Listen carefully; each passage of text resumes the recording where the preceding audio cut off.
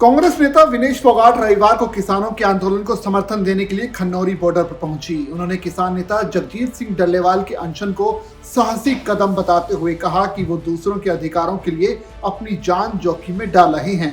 विनेश फोगाट ने पंजाब, हरियाणा और पूरे देश की जनता से इस आंदोलन में शामिल होने की अपील की। उन्होंने कहा कि देश में इस समय आपातकाल जैसी स्थिति है। प्रधानमंत्री नरेंद्र मोदी बहुत बड़े बड़े भाषण देते हैं। कल भी उन्होंने संसद में लंबा भाषण दिया, लेकिन अब केवल भाषणों में काम नहीं चलेगा, सरकार को ठोस कदम उठाने होंगे। विनेश फोगाट ने कहा कि ये आंदोलन सिर्फ किसानों का नहीं बल्कि पूरे देश के हित का है। उन्होंने कहा कि हमें ये दिखाना होगा कि हम सब एकजुट हैं। किसानों के मुद्दे पर पूरे देश को साथ आना होगा। इस दौरान किसान नेता गुरनाम सिंह चढ़ूनी भी उनके साथ मौजूद रहे। चढ़ूनी ने सरकार पर किसानों की अनदेखी का आरोप लगाया और कहा कि उनकी मांगे पूरी होने तक आंदोलन जारी रहेगा। नेता मान लो, बड़े ताऊ चाचा मान लो, दादाजी मान लो, ऐसे लोगों की समाज को जरूरत है और वो हर किसी के लिए अपनी जान दांव पे लगा रहे हैं। हर दिन हर घंटा उनके लिए मुश्किल होता जा रहा है, सिर्फ हमारे लिए, किसी और के लिए नहीं है। तो मेरी आप सबके माध्यम से भी अपील है, अभी आके जाने का टाइम हमारे पास भी नहीं बचा है। हमें डटना पड़ेगा मैदान में। मैदान की लाइन को अगर बार बार टच करके जाएंगे तो विरोधी भी सोचता है कि कमजोर है। अभी मैदान में डट के लड़ने का समय आ गया है।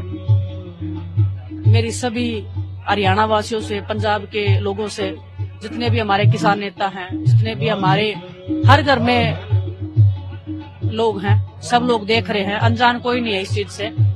सब लोगों से उम्मीद भी है, आशा भी है, प्रार्थना भी है। डल्लेवाल जी जैसे लोगों का हमें हाथ अपने सिर पे चाहिए, सही दिशा दिखाने के लिए, संघर्ष में हमेशा लड़ने के लिए, वो जज्बा दिखाने के लिए।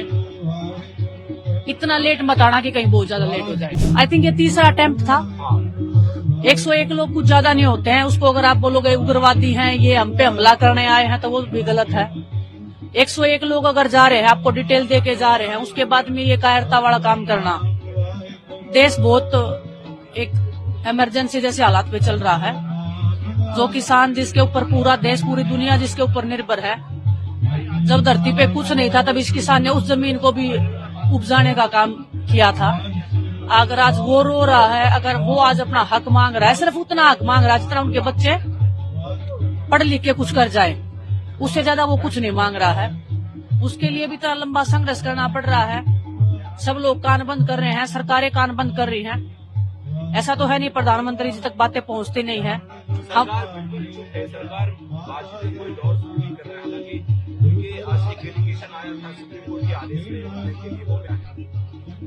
देखिए, ये तो बोलने की और कहने की बातें अलग हो रही हैं सब लोगों की। बोल के जाना, कहने से क्या।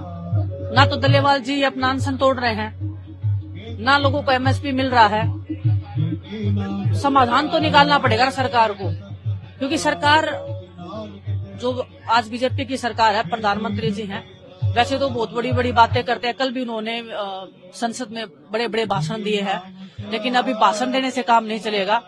देखिए, हम जितने लोग हैं, हम कोशिश कर रहे हैं उठाने की, लेकिन मुझे ऐसे लगता है हाई टाइम आ गया है। सिर्फ अभी हमारी आवाज उठाने से लोग सुनने वाले नहीं है।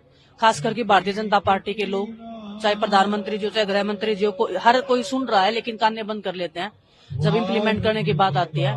अभी हाई टाइम आ गया है कि मैदान में सबको उतरना चाहिए एक साथ मिलके।